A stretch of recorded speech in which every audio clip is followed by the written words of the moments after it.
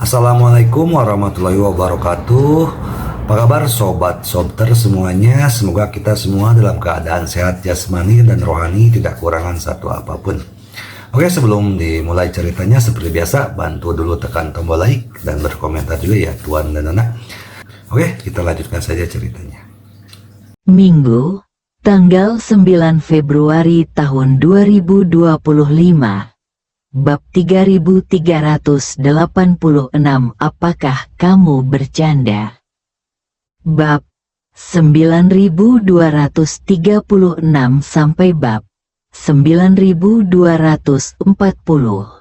Dokter swasta itu merasa bahwa Hank terburu-buru untuk kembali ke Amerika Serikat, sehingga hal pertama yang ia lakukan adalah menjalani pemeriksaan fisik secara menyeluruh, yang jelas-jelas merupakan pernyataan berlebihan.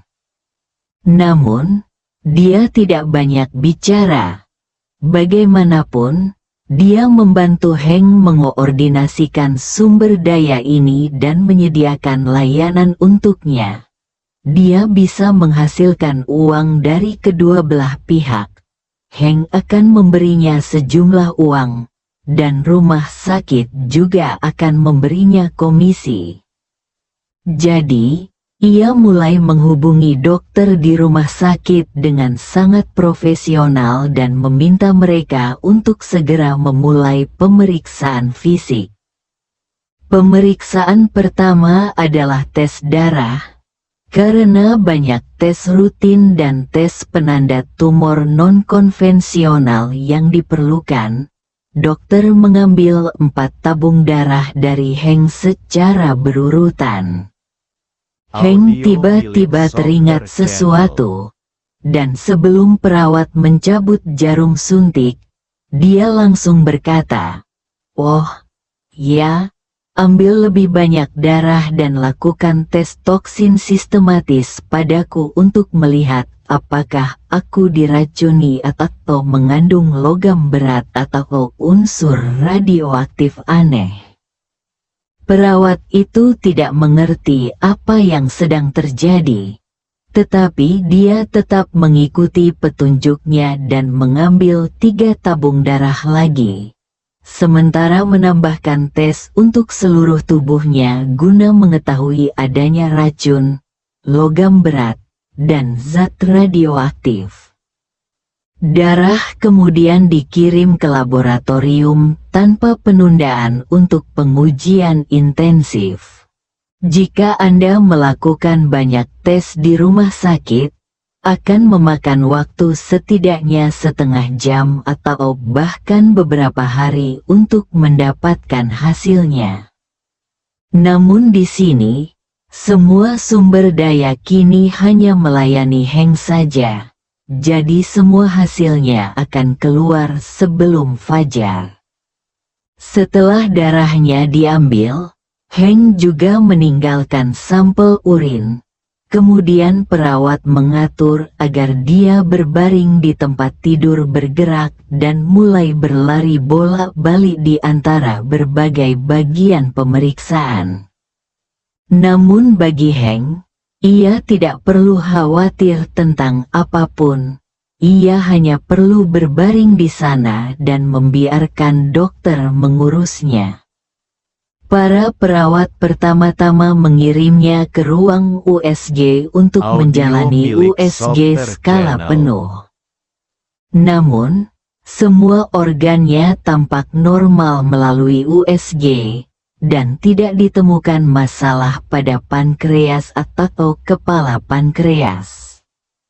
Dokter yang bertugas melakukan pemeriksaan USG itu tersenyum dan berkata, "Pak, berdasarkan pengalaman saya selama lebih dari 30 tahun, saya dapat mengatakan bahwa tidak ada yang salah dengan organ dalam dan sistem limfatik Anda, terutama pankreas Anda, yang juga sangat sehat." Hank mendesak, "Tidak ada tanda-tanda kanker pankreas?" Dokter itu tersenyum dan berkata, USG tidak menunjukkan tanda-tanda pembengkakan abnormal atau massa abnormal yang tidak biasa. Secara keseluruhan, bayinya sangat sehat. Setelah itu, ia mengingatkan, namun, USG hanya dapat memeriksa sejumlah organ yang terbatas.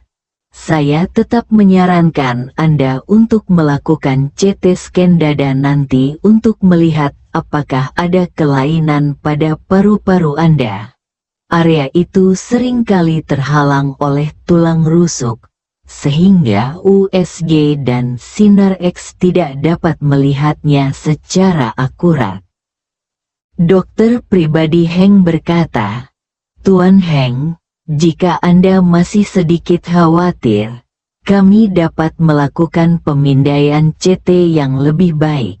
Namun, pemindaian CT yang lebih baik mengharuskan Anda menyuntikkan zat kontras, yang akan memiliki sejumlah radioaktivitas dan juga akan memiliki efek samping tertentu." Heng merasa lega setelah mendengarkan apa yang dikatakan dokter. Hasil USG tidak menunjukkan masalah apapun pada garis pertama, dan dia merasa bahwa dia mungkin ditipu oleh Ye Chen. Kalau dipikir-pikir, bagaimana mata manusia bisa dibandingkan dengan USG Doppler? Dia tidak dapat menahan diri untuk berpikir, "Sialan, aku juga bodoh." Mata manusia bahkan tidak dapat melihat payudara yang tersembunyi di balik bra. Jadi bagaimana mereka dapat melihat penyakit di dalam tubuh manusia? Tuan Ye berkata begitu, dan aku benar-benar mempercayainya. Aku Audio sangat milik takut Software sepanjang Channel. perjalanan.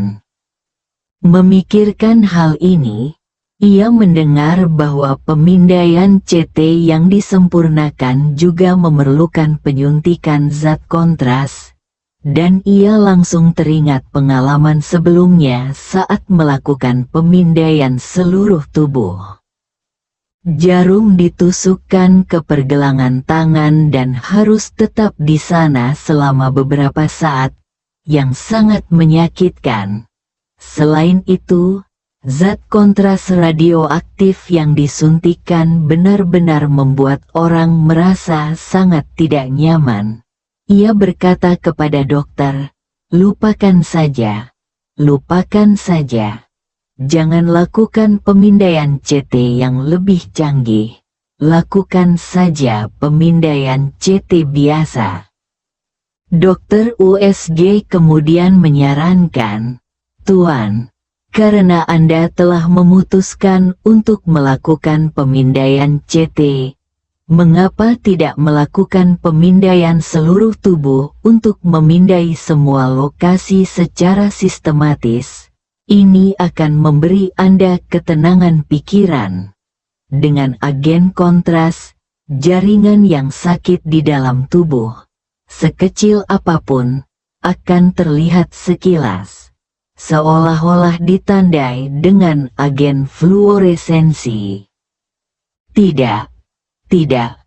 Heng melambaikan tangannya dan berkata, "Saya menjalani pemeriksaan fisik 3 bulan lalu dan saya baru saja melakukan hal itu. Saat itu, dokter mengatakan kepada saya bahwa tidak ada yang salah dengan saya, hanya wasir. Namun, katanya radioaktivitasnya masih cukup tinggi. Orang-orang menyarankan agar saya melakukannya paling banyak setahun sekali. Saya telah melakukannya 2 kali tahun ini. Saya tidak dapat melakukannya lagi." Setelah itu, ia berkata kepada dokter pribadinya, "Tolong atur CT scan secara berkala. Setelah itu, atur bangsal tempat saya beristirahat dan menunggu hasil tes darah keluar. Saya akan berangkat besok pagi. Audio milik Sopter Dokter Channel. pribadi itu mengangguk. Baiklah, silakan tunggu. Saya akan segera mengaturnya. Heng yang merasa lega, menjalani CT scan rutin didampingi dokter. Dokter yang bertugas melakukan CT scan tidak menemukan masalah apapun, yang membuatnya semakin yakin dengan penilaiannya sendiri. Jadi, dia tinggal di kamar pribadi paling mewah yang disediakan oleh rumah sakit. Setelah berbaring di tempat tidur, dia mengeluh kepada lebih dari 10 orang lainnya di grup obrolan. Sialan, orang bermarga yaitu sengaja membuat keributan dan membodohiku. Tapi saat aku memeriksanya, tidak ada yang aneh. Kurasa orang ini penipu dan hanya mempermainkanku. Seseorang bertanya, itu sangat aneh. Bagaimana kita menjadi impoten? Heng berkata, saya masih condong ke racun. Setelah itu, ia segera menambahkan, ngomong-ngomong, saya sudah mengambil darah untuk pemeriksaan racun, logam berat, dan bahan radioaktif. Saya Audio yakin milik hasilnya Sopter akan Channel. keluar besok pagi. Orang lain bertanya kepadanya, jika kita benar-benar mengetahui jenis racun apa yang kita tanam, dan kemudian menemukan penawarnya, apakah kita masih akan membayar uang kepada orang bernama Y itu? Heng berkata dengan nada tertekan, berikan padanya. Tentu saja kita harus memberikannya padanya. Jika itu benar-benar racun, kita harus memeriksa ulang masalah ini. Orang bernama Y mungkin tidak memiliki kemampuan nyata, tetapi dia mungkin bernyanyi bersama Steve Rothschild. Angelo berseru, maksudmu? Semua ini sebenarnya perbuatan Steve, dan dia ingin menipu kita dan menghabiskan uang kita. Heng berkata, saya hanya mengatakan bahwa kemungkinan ini tidak dapat dikesampingkan.